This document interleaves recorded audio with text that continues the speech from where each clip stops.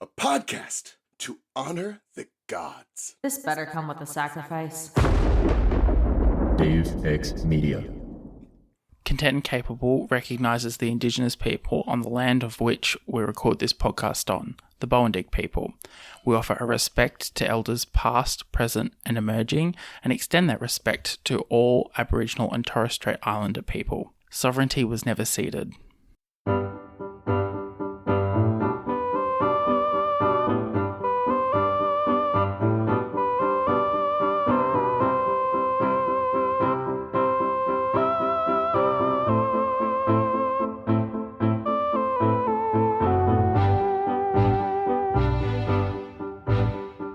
Welcome to Content and Capable, the podcast where I'm not quite sure which direction I need to walk to get to the coffee shop. I'm here, there's like 3 different routes, and I will choose. And if I don't choose, I'll end up at the coffee shop anyway. My name's Sam, I am your host, and joining me today is Mike Schubert. Welcome, Mike, to Content and Capable.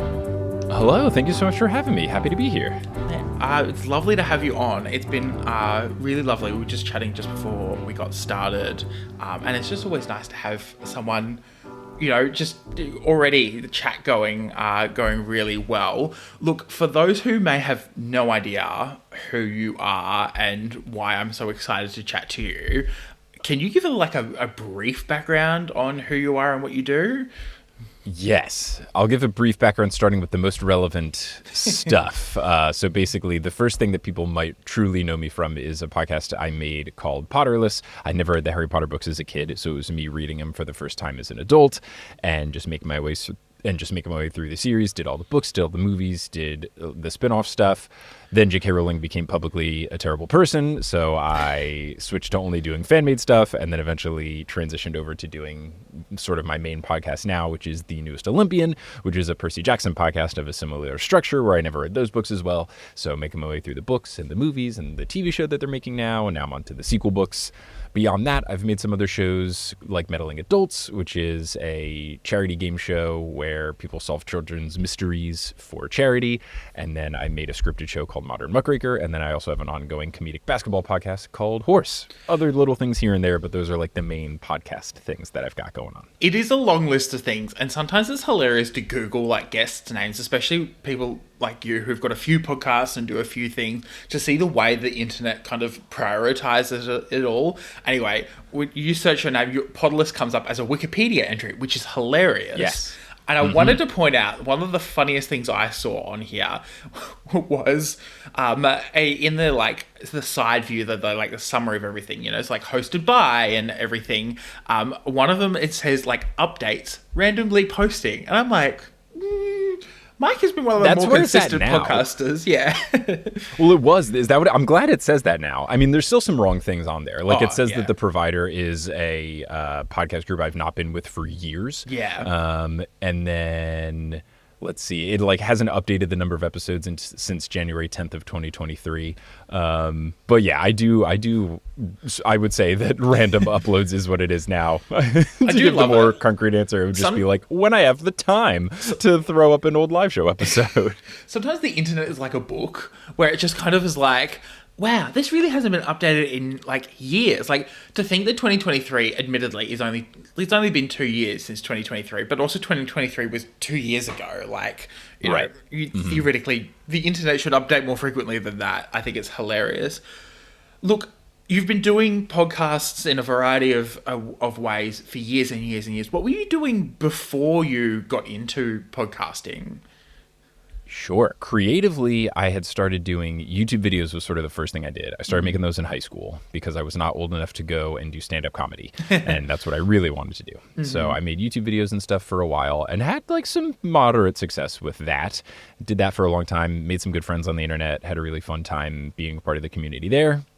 And then when I got to college, YouTube kind of started to get into the new phase where like there was more funding in it and there was more of these like shows that were being brought like in by either advertising money or YouTube money or both. And like the shift kind of focused from, you know, anyone can kind of rise to the top, to like certain people at the top are rising to the next level. And the community didn't get as much fun, and I kind of faded out and faded into Vine, which had kind of like those early YouTube day feels to me in terms of the creator community. So I got really into that for a while. That led to me making a podcast about Vine, which made me realize I really enjoyed the format of podcasting, and that naturally eventually led into making Potterless, because I wanted to make a show that would have broader appeal, because the Vine thing was pretty niche, and that led me to thinking of like, what's something that a lot of people like? I really enjoy appealing to a wide community and meeting a lot of people on the internet. And my first thought was, well, everybody's read Harry Potter. And then I thought, but I haven't. And then I realized, wait, that's the podcast. Yeah. So that's kind of how that all came to be. Non-creatively, I was a mechanical engineer. So very, very different path. But I got to the point where now, fortunately, I get to create full time. And that is fantastic, and was always the goal. So I'm glad that I don't have that normal sort of job life. Yeah, it's a weird thing. There's two things there. The whole chasing of the early YouTube days feels. It's funny. I was watching this video the other day. I was talking about how, a lot of podcasts will say, find it wherever you get podcasts. And they said that part of the reason why podcasting has become so interesting and fun for people is it is really democratized. You can find a podcast almost anywhere on the platform of your choice, whether it's something really niche that one or two people might listen on this weird random platform, or your Spotify's and your Apple Podcasts of the world. It's really interesting. Do you find that because access is like way more democratized, you feel that like joy for creating a lot more in podcasting? Yeah, I think there's a couple different things that contribute. I think, yes, it not having one central place is huge, because you can't, like, you don't have to worry about it dying. Like, that was, people were Vine famous, and then Vine got murdered by Twitter. Like, there are things that happen where just like an app goes away, or like you can be a creator on MySpace, and then MySpace just becomes like unpopular. Yeah. So that's like one thing where like podcasts will never die, because they are on everything. So even if people don't use YouTube anymore, like it doesn't matter, because podcasts are still on Apple Podcasts and Spotify and everything else. That also allows you to not have to like be beholden to an algorithm. So you don't have to like play the one game. You don't have to like do a thing that works. There's certain podcasting platforms that are really trying to like push video heavy stuff, and that's like not something I'm super keen in on doing. That is fine. Like, I don't have to. There's certain things that, just appeal to other people, and maybe they would get popular on one of the podcasting apps. Sure. But like, I don't have to worry about that. So that's cool. I also feel like people who consume podcasts are always looking for more. People are constantly catching up and finishing the backlogs of shows that they've liked and are listening to, and they want something else. They need something more.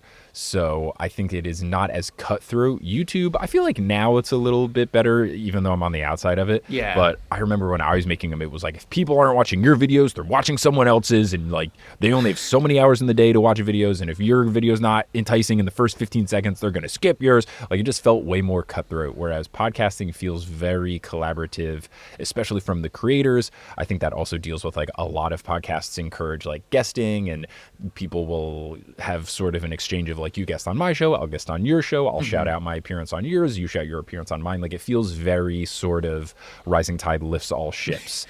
And I think that can really help a small show grow, and that helped my podcasts grow. And yeah, I think because there's like so many different ways, and there's like no right or wrong way to do it, that I think that, and I always encourage people to do this when they're making shows, like, make it in a way that feels best to you, because there's no like correct formula. Yeah, I do love the aspect of just being able to subscribe to whatever you want to. Like, I really hate coming up with my own social media promotion. I do it at work.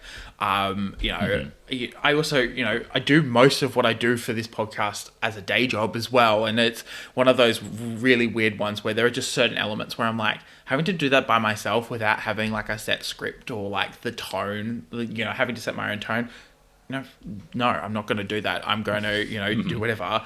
And I think also, as you said, that whole rising tide lifts all ships, I think is really interesting. I think also, when it comes to bingeability, it's really interesting.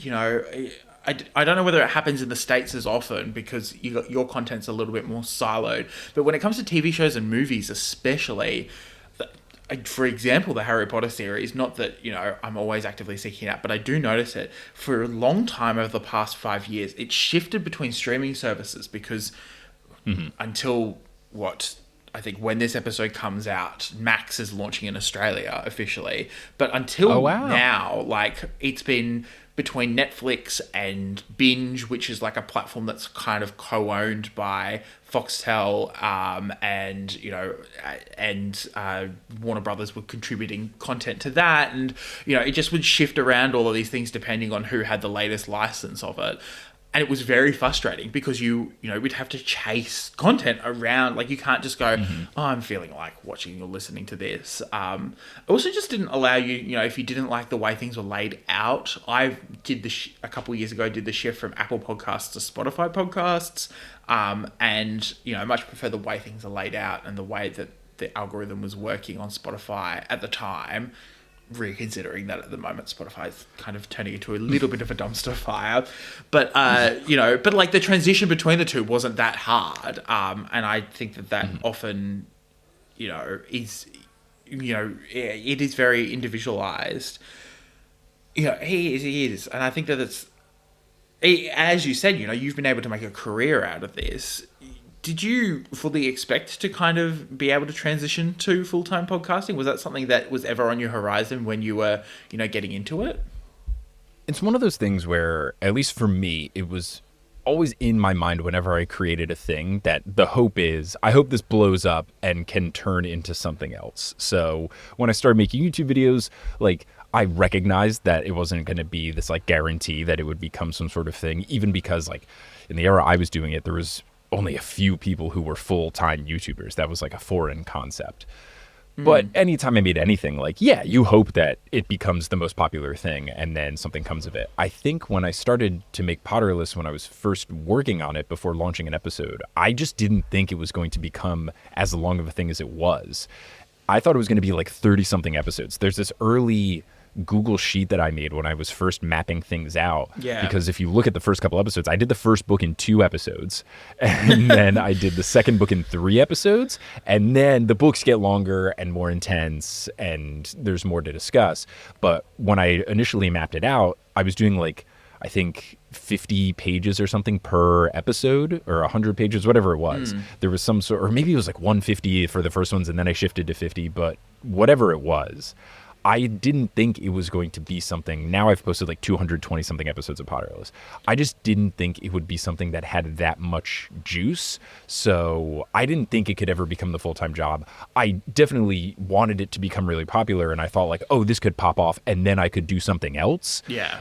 I didn't anticipate it becoming the thing that it eventually did. And then it was also interesting, and this is another thing I like about podcasting, I launched the show in September of 2016, and it didn't really become like super duper popular until January of 2018 when Spotify started to do podcasts and they put me on the homepage. Like, I was doing well. I was getting like, 20,000 downloads after per episode, like after it was up for a month, which is like a good sizable podcast. But then when the Spotify thing happened, it was getting like 100,000 downloads after each episode was up for a month. So like that was a whole new, and then that was full-time job territory. And that didn't happen until like a year and a half after I launched the show.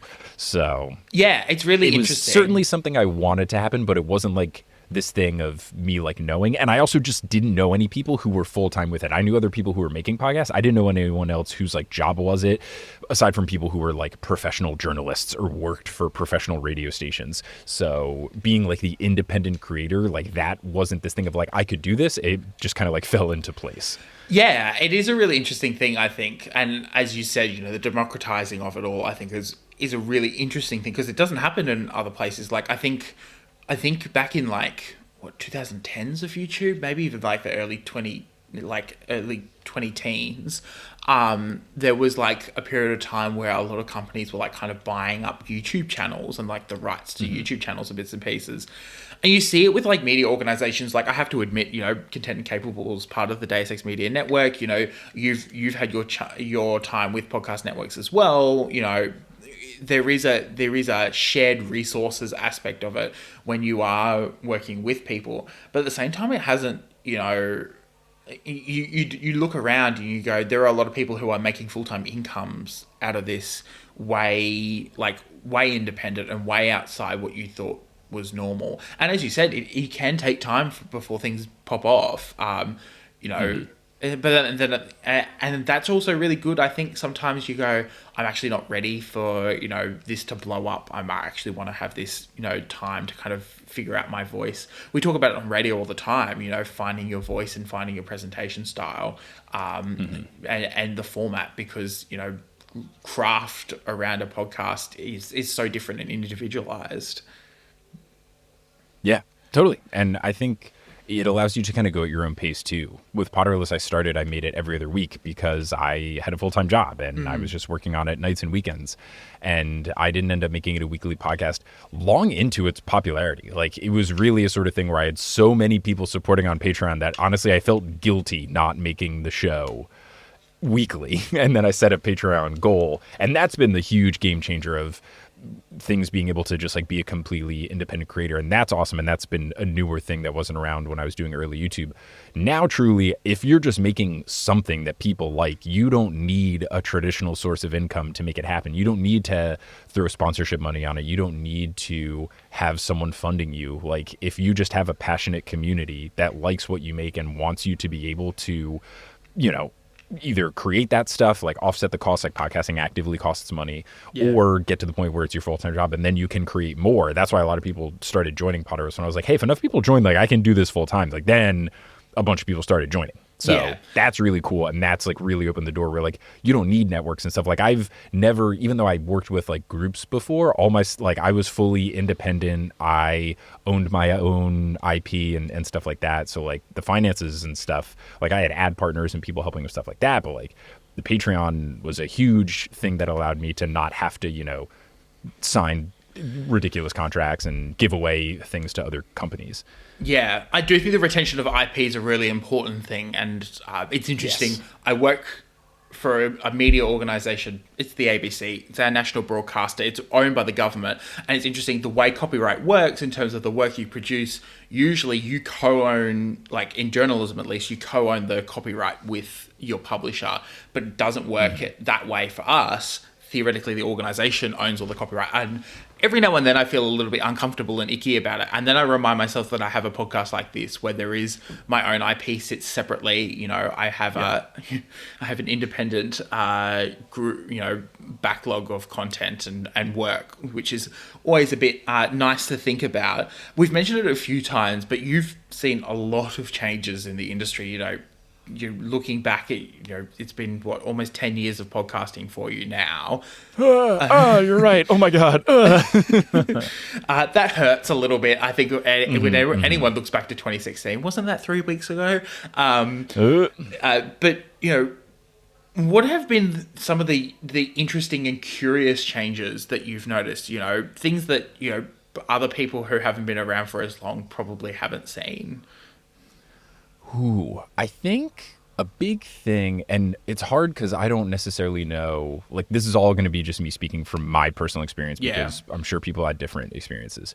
The biggest change that's kind of happened from like an industry perspective for me is advertising, because when I was doing stuff with the Potterless and it was like really in its heyday, like 2019, 2020, 2021, that kind of stuff, like podcast advertising was like super high. Most of my money was coming from advertising and specifically direct host read ads, like not a lot of dynamic insertion kind of stuff, like straight up like company working with me, giving me the script, I read it, I'm putting it like baked into the episode, like not fancy dynamically inserted, just straight up like recording it and it's in the file. Yeah. That was most of it. Then when the pandemic happened and the economy tanked, a lot of those companies, I think my sense was that advertising money was like one of the first things to go, and podcast advertising was like the first of the things to go, because it's just this advertising thing that just confuses brands no matter what. And I've worked on the other end of it. Like I work for a couple companies doing podcast advertising, and it's just like, I don't know, brands get so confused by it, and I have to try to convince people that it's good. But it's a whole nother discussion. But that like really ramped back, and even when the economy came back, it kind of felt like more of that advertising money was going either into like dynamic insertion kind of stuff or people like really only working with like super duper established podcasts. So like your big podcasts, like your big sports ones, your This American Life, your NPR stuff, like those always sounded unchanged. But at least for me and some other of my contemporaries, I knew it was harder for us to kind of get those deals. I think it is like coming back more now, but that was a big shift where for pretty much all of the time that I've done The Newest Olympian, which I launched in September of 2021, that has been like all Patreon is like the main thing. From day one, Patreon was the biggest source of income there. And that just really shifted my focus. And I'm happy that it's shifted in this way where I've decided there's so many things. You sign these podcast advertising deals and like the companies can just like book you for an ad every single month for the rest of the year. And then like they just give you 30 days notice and they're like, we're canceling everything. And that's just like how it works. It's nuts. Yeah. So you have a thing where it's like, great, I'm going to make tens of thousands of dollars. I will have some sense of security. And then in February, they're like, actually, just kidding. So, and they just delete everything. And you're like, cool. Why does this work this way? Whereas I wanted to not have that be like a thing anymore. So I was like, I'm going to put more effort into the Patreon. I'm going to put more effort into merch. I'm going to put more effort into touring and doing live shows because those are the things that like I can control. Yeah. And no one else can take them away from me because I am in charge of these things. And especially being self-employed, like anytime I'm my boss and I'm making the choices about me, my one employee, like usually we're pretty good. No one can, I'm not going to sweep the rug out from underneath myself.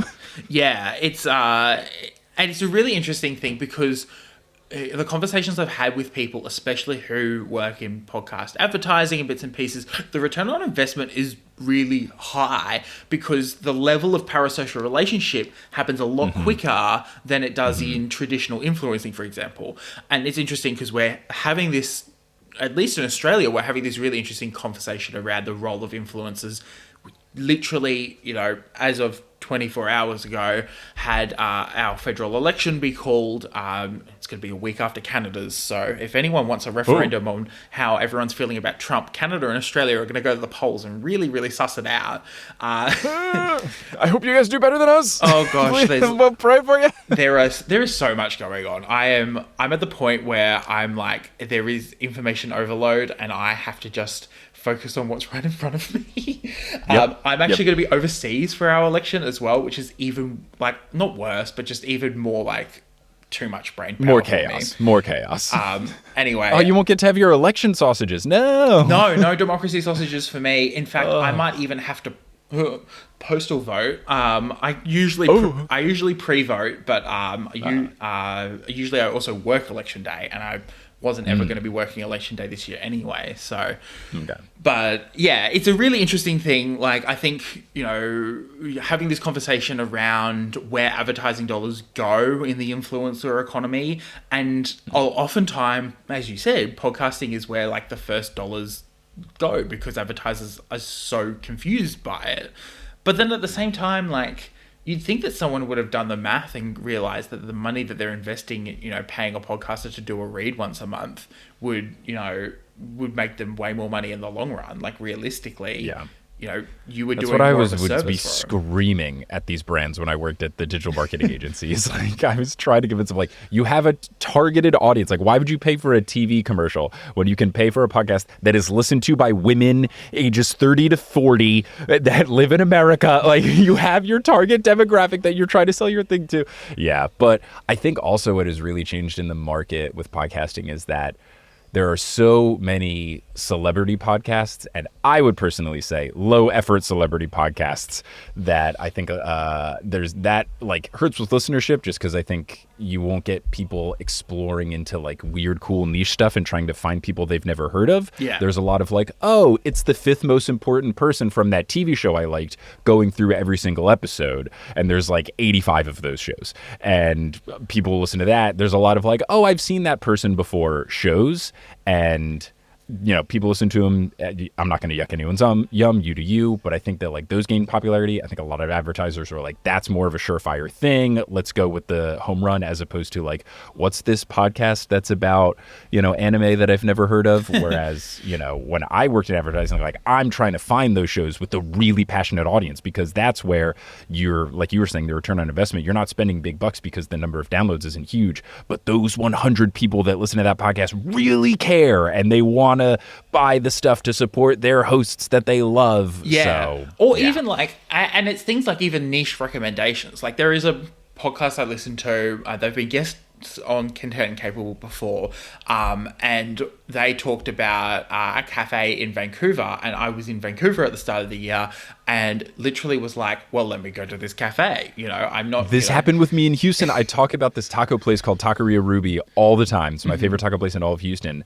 And I did a live show in Houston earlier in March, and 3 separate people who were coming to the show were like, oh yeah, I went to Taqueria Ruby before the show because it just felt like the right thing to do. I'm kicking myself for not telling anyone to bring me tacos. Yeah. I didn't know that was going to happen. But there was at least 3 people, those people told me, maybe more did it, but there were 3 people that were like, well, I'm coming to the TNO show, I should eat at Taqueria Ruby. It has nothing to do with any of the subject matter of anything I've ever covered ever.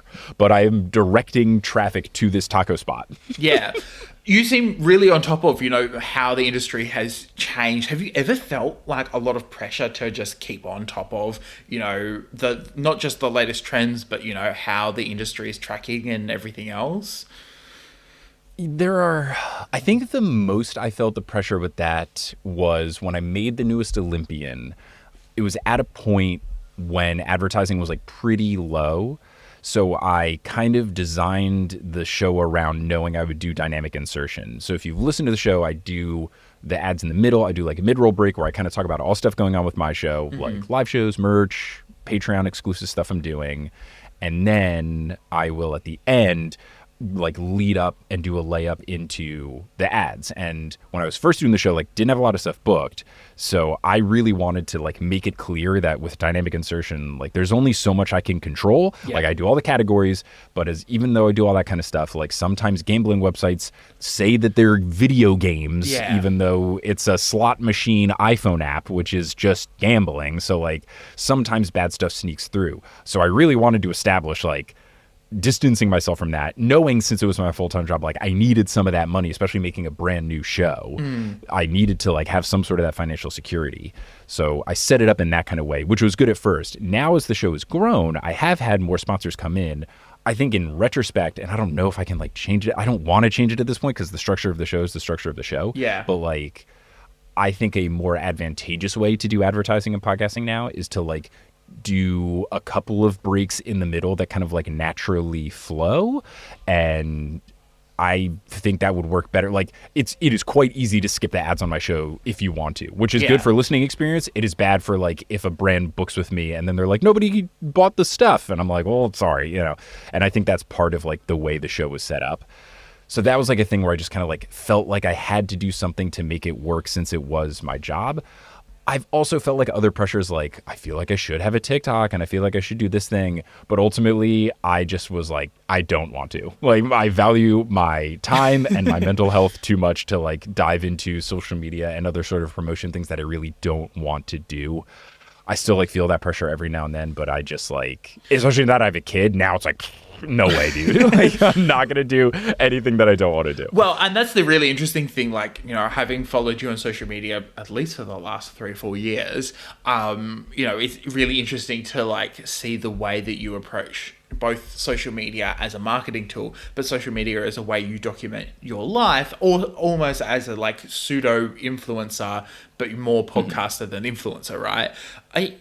Do you struggle, like when you had your kid, did you struggle to kind of figure out how you're going to manage your time with a business that you run by yourself and it relies on your time and travel? Yes. I mean, I definitely worried because before having the kid, I still felt like there were not enough hours in the day to do everything that I wanted to do. But it was just all like extra stuff. And then I would have folks helping out every now and then. Like I had a couple of people do summer internships with me, like Sherry, who now edits The News Olympian and does production work for Meddling Adults, started as an intern. She had this cool internship program with her school where like they helped with the funding. So like with their funding and my funding combined, like she had an hourly rate that I felt good enough about. And then I've had some other folks in those kind of roles as well. And that was awesome because then we could do some of the things that I just like didn't have the bandwidth for, like refining the website, doing more fun things on social media, you know, getting extra Patreon stuff up. So even pre-kid, I was like, gosh, like there's still always stuff to do. Now I'm gonna, you know, kids notoriously don't help you with your free time. So I was definitely worried. I think it just kind of became a thing where I knew I wasn't going to be able to do everything and some things are going to fall by the wayside. And like, yeah, I've been really slow going on making this next season of Meddling Adults. There's certain things I just like haven't really been able to update. Like the websites for Potterless and TNO like need some stuff, like they need some overhauls, and there's just only so much I can do. Logistically, it also changed where like I've pretty much only done live shows and stuff on the eastern coast of the US because I want to be able to like do a show and then the next morning take like the first train or the first plane home and not leave Kelly alone with the baby for too much time. Yeah. So that like logistically changed things. And then with social media and everything, I just knew I was going to be on there less. I knew I was going to be not posting stuff as much. I am intentionally trying to keep our kid off of social media just because like it's a scary world. I don't know who's following me. I don't know if I have like people following me that are creeps. So like I've never had a personal bad experience, but I don't want to find out the hard way that I do have someone that like is, you know, someone that views me in an uncomfortable way and then is like actually screenshotting everything I've ever posted to my story. So I just decided like, let's keep the kid off, especially because like, what if she grows up to be really shy and not wanting to be in the spotlight? And it's like, well, you've been a main feature of my content for 9 years. Yeah. So get used to it, kid. And you haven't been paid.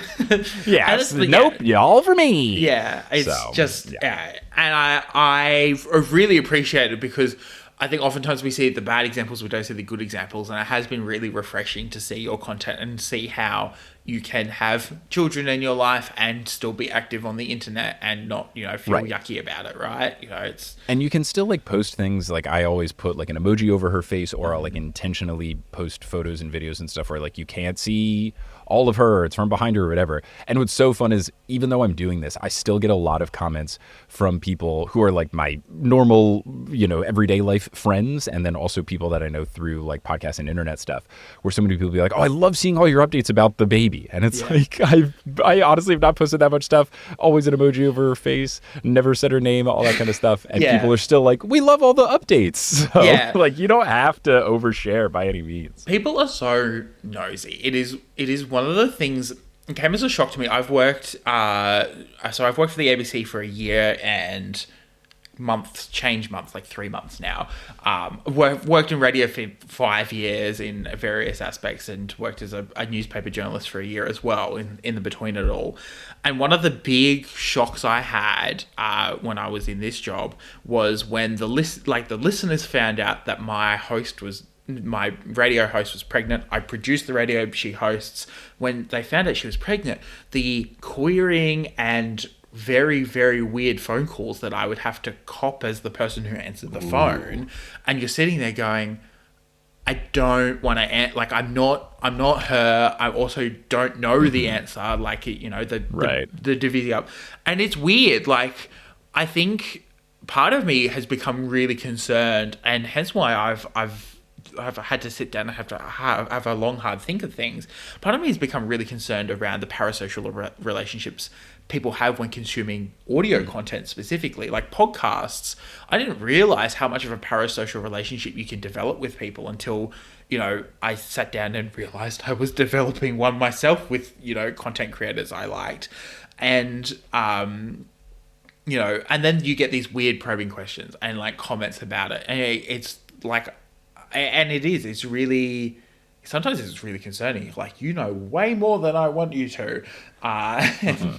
It's all sorts. And it's a really hard thing because on one hand, you want to be genuine and honest and transparent. And on the other hand, you're like, this is my private life. Not everyone really wants to be on, being seen, perceived by thousands of people at a time, or, hear about life updates from, to thousands of people. Yeah, I think the thing that helped was we kept it completely secret the entire time that Kelly was pregnant. And it was basically like a surprise baby announcement. Yeah. And I think that kind of set the tone of like, oh, okay, 9 months have gone by and they kept it absolutely locked tight, and I think that really sort of set the tone. But also, I've never had a weird fan experience. I think I've gotten I'm very fortunate that I have like a really nice audience and like really mature, and everyone's been like super chill. No one's really overstepped boundaries. Yeah.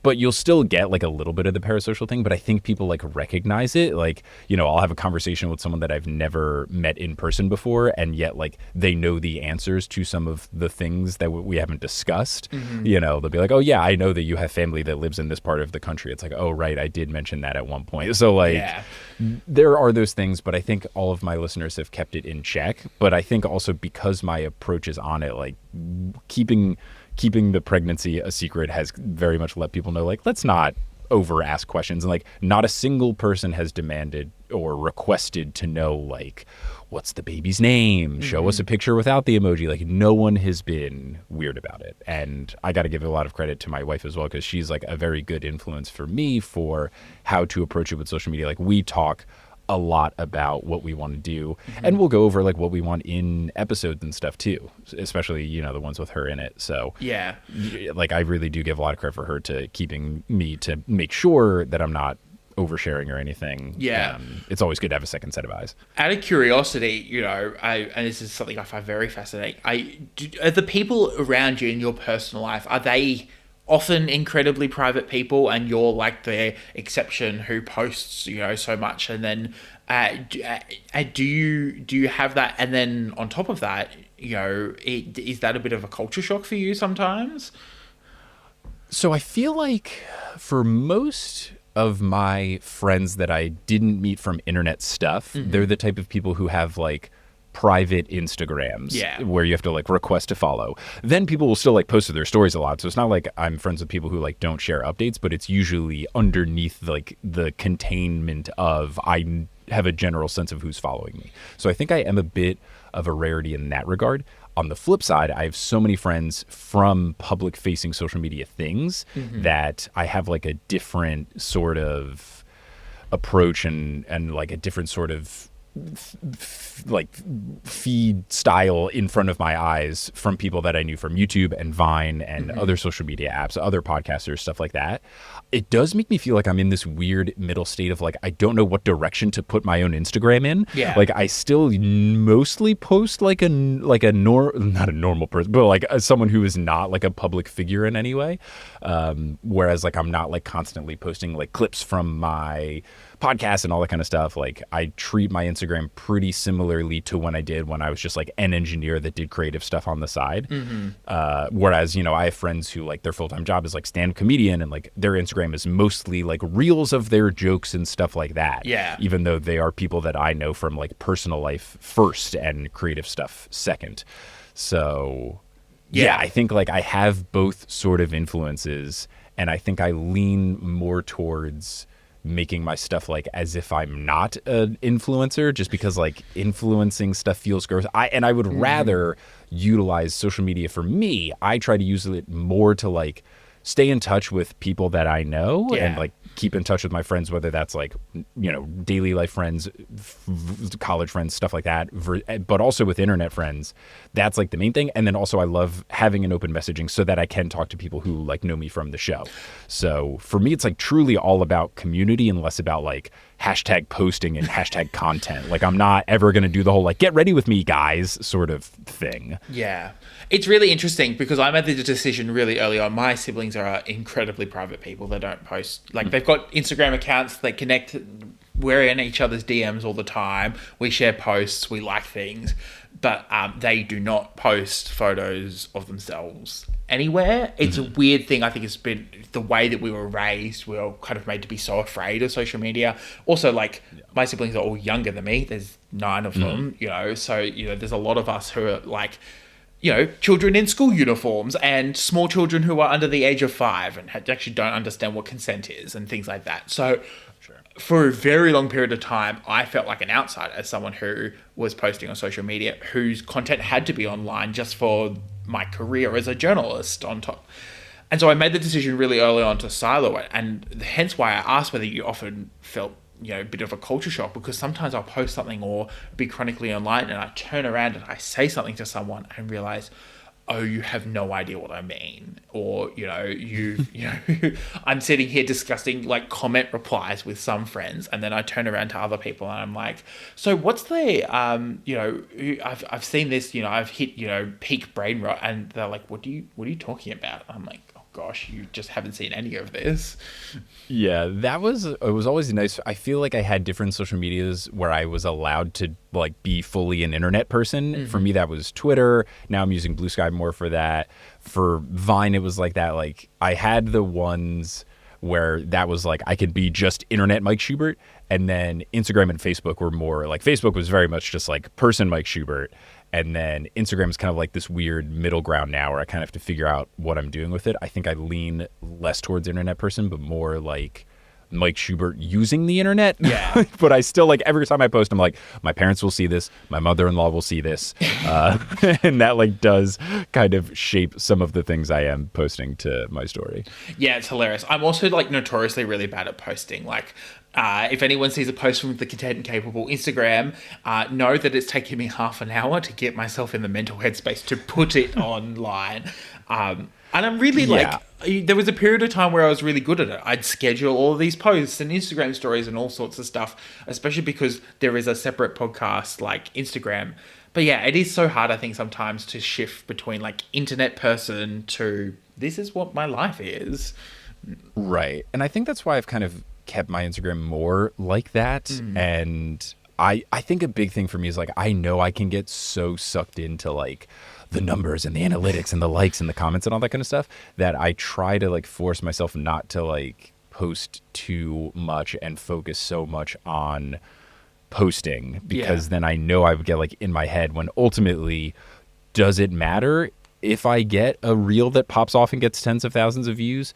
Like maybe even though I've had a couple of like reels on the News Olympian get like millions of views and stuff. And like even when that happens, it's not like I see a noticeable change in my follower count, people listening to the podcast, number of patron supporters, the things that like actually matter. Yeah. So I try to not have too heavy of a social media focus, because there's better things that can be putting my effort towards. It can be towards making the shows better, working on stuff for the patrons, all that kind of stuff. Like obviously, yes, social media helps with outreach, but I think it's underrated that the best thing you can do is just make your stuff better. Like, yes, you can do all these sort of strategies to get eyeballs on it, but if your stuff sucks, your stuff sucks.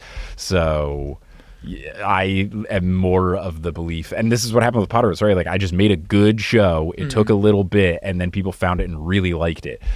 If the show is not good, I get featured on the Spotify homepage. Everyone listens to episode 1, and then no one continues listening. So I personally try to like not get too ingrained into posting on social media, just because I just know that my time is better spent doing other stuff. And even like outside of podcast stuff, like especially now with a kid, like it is better for me to take my daughter on a walk than it is for me to make a video reel version of the Zoom call recording of a podcast. Like, you got the episode up, people can listen to the episode. Yeah. Like you make a reel, whatever. I did try to do that for a little while. It was just so mentally draining. And I'm like, I just don't have time to listen to this podcast episode 5 times when I edit it. Right. I'm very linear in my editing. I've always been that way, even when I worked in video editing as a kid. Like, look, you've got a lot of podcasts. You've got a wide variety. You're very well known, especially I think for your fandom podcasting. But we've talked and we've mentioned about your other podcasts. Do you feel sometimes like not necessarily trapped, but like things are really like heavily siloed and like sway to one kind of content than another? I definitely do, just because the big thing was Potterless, which is a Harry Potter podcast, which is more general, and then the newest Olympian, like similar in structure and everything, but it's certainly more niche. It still has a big enough audience where I'm able to support myself, and there's a huge community, and there's still a lot of people who love Percy Jackson books. But I feel this strain more and more when there's two things that I'm doing. One, when I'm trying to get guests on the show, because like inherently to get a guest on the show, they have to have read the Percy Jackson books. And now that I'm into the sequel series, like it's even more limiting of like, hey, have you read the sequel series of Percy Jackson books? And then also when I am doing a live show, especially when I do one in New York where I live and I have lots of friends here, I still feel weird like inviting my daily life friends to my shows because like they're going to be just confused for 2 hours. Like, it's still fun. Even I've had friends come and they don't know what's going on, but they're just like, it was so fun to see you like do your thing and see how like into it the crowd was and all that kind of stuff.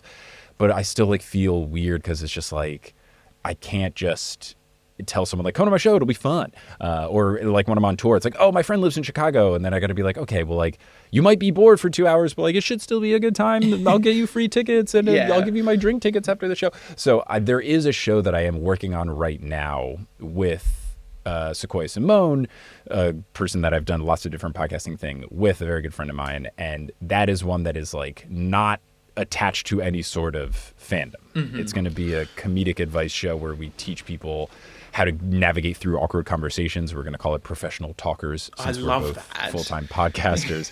And that will, I think, relieve both of these things where if we want to get a guest on the show, like we can get anyone on the show. And if we want to do live shows anywhere, I don't feel like weird about telling more people about it. I think with a lot of my friends that I don't know from the internet or from people who aren't like already fans of what I do, I think a lot of people that I know like from my softball team from college are like, oh yeah, he does that Harry Potter thing, or oh yeah, he does that Percy Jackson thing. And they're like kind of on the outside.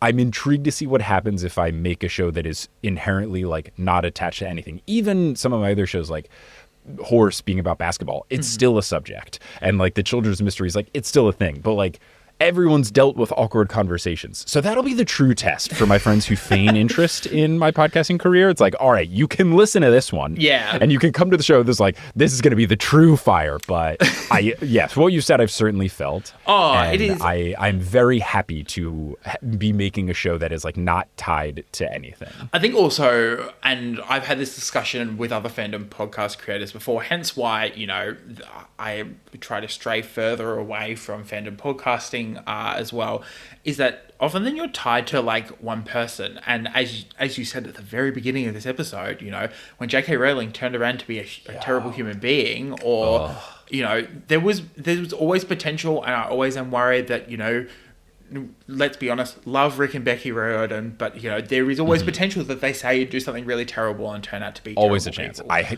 don't think it, but they're like, you're right. Yeah. Like inherently there is a chance. Oh, it's the same. Like, and I work in public service broadcasting. It's like, you know, you've got to be really careful who you put on, which listeners you let talk, you know, on talkback radio. Like this is potential for libel, and defamation law is really strong in Australia and things like that.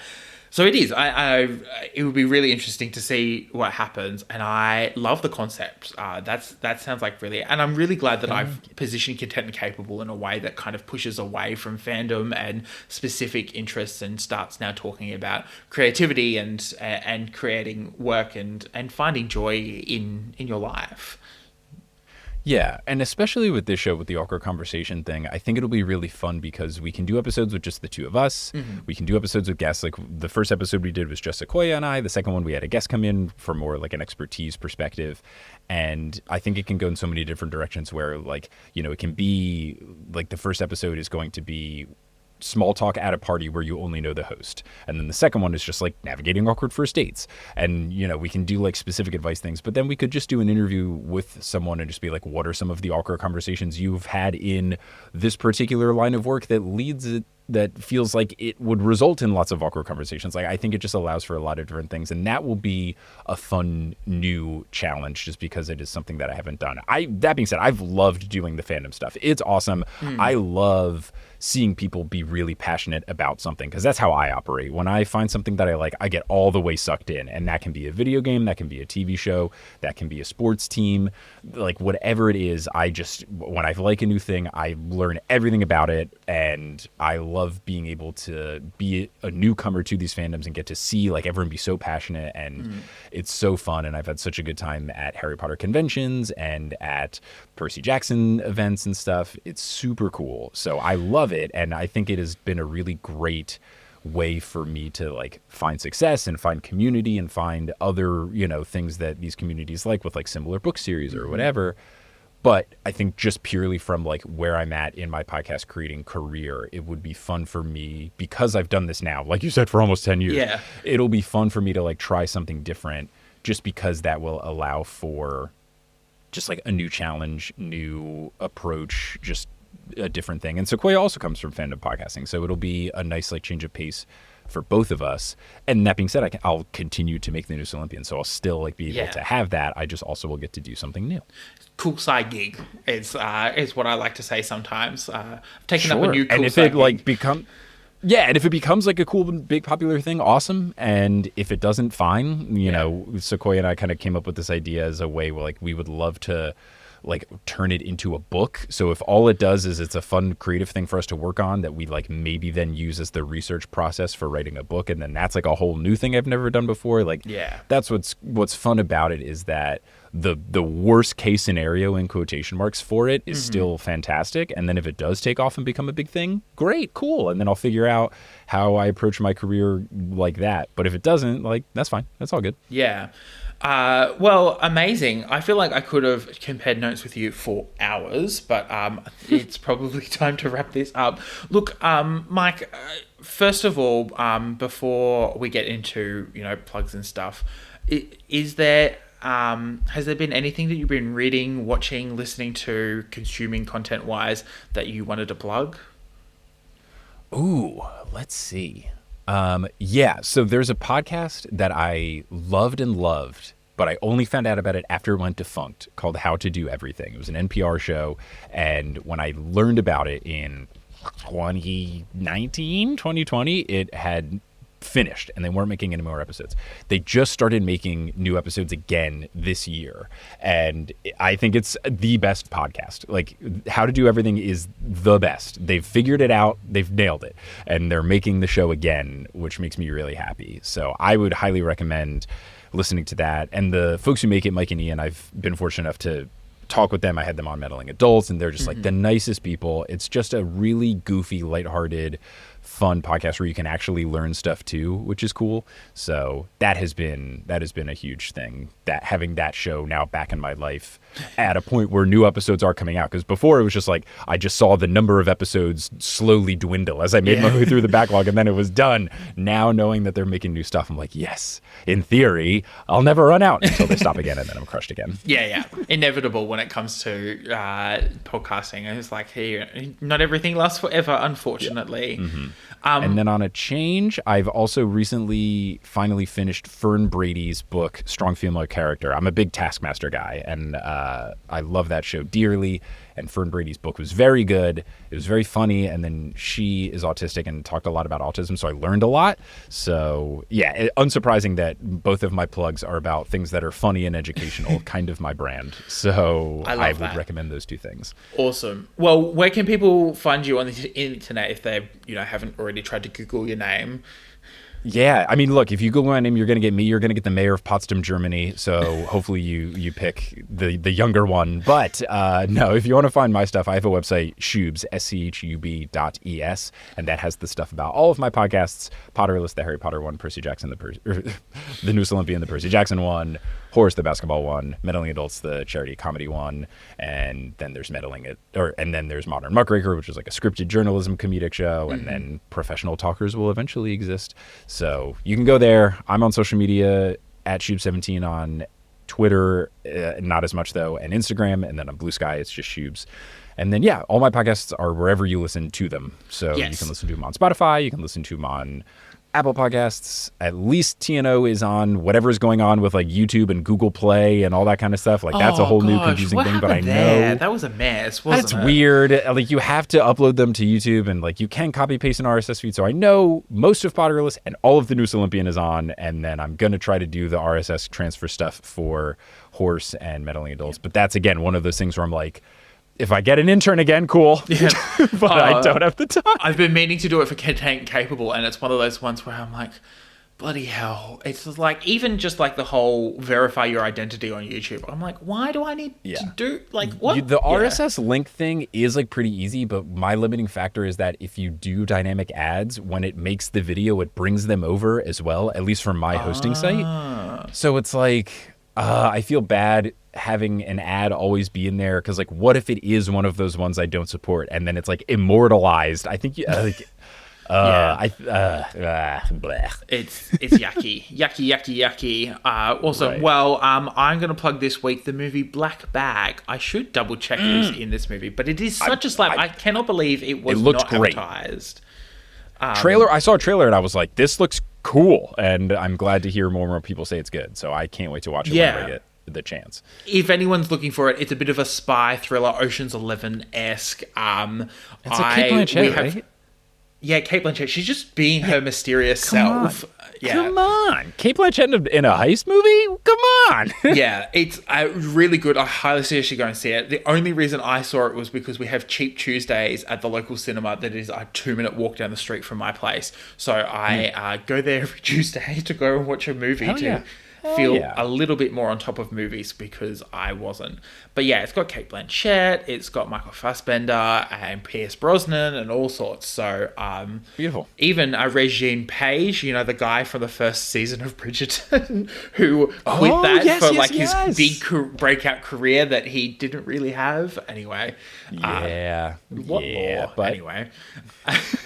it's such a silly one. He's still got time. He's still got time. He still is. He was giving Kate Blanchett moments, and I was like, okay, I can appreciate this. You can also find me on Instagram at sam.the.journalist. That's my public one, not my private one, which I started posting on Main last night after a drink or two. I was like, okay, I need to go to bed. And then you can also find the podcast, Content the Letter N Capable, on Instagram. At the moment, Instagram is where I am. I think it's a safe place at the moment for me. I know how it works. Everything else seems a little bit too mysterious. But awesome. Thank you, Mike, so much for coming on the podcast. It's been really great to chat with you and just, just to check in. As I said to you before, I could speak to you for hours, I feel like. No, this was great. I feel the same, and hopefully I can find my way back to do another Australia, New Zealand tour of shows, and we can cross paths in face-to-face. I was secretly very mad that I missed out last time. I think I realized that you were here as you were leaving the country, and I was like, whoa, I should have, Content and Capable was recorded, edited, and produced by Samuel O'Brien. You can follow the podcast at Content, the letter N, Capable on Instagram, and you can find it on Facebook. You can also send an email through to contentandcapablepod@gmail.com with any of your thoughts, queries, or concerns.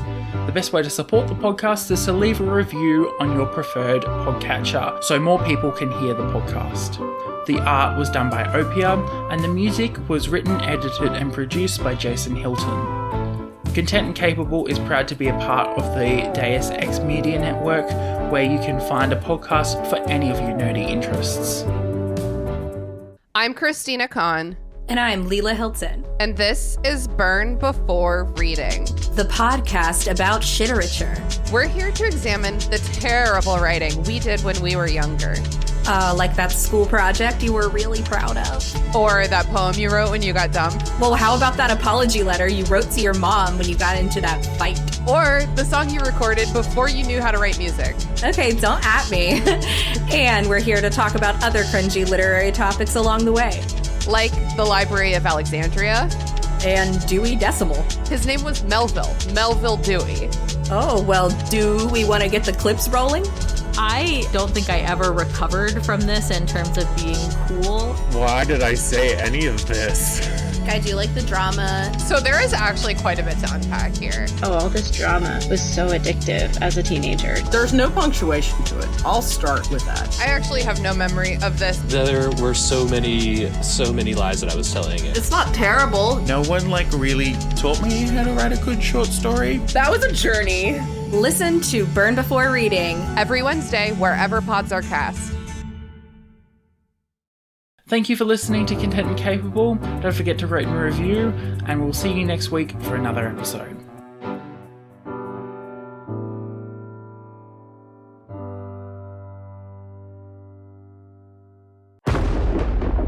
Deus Ex Media.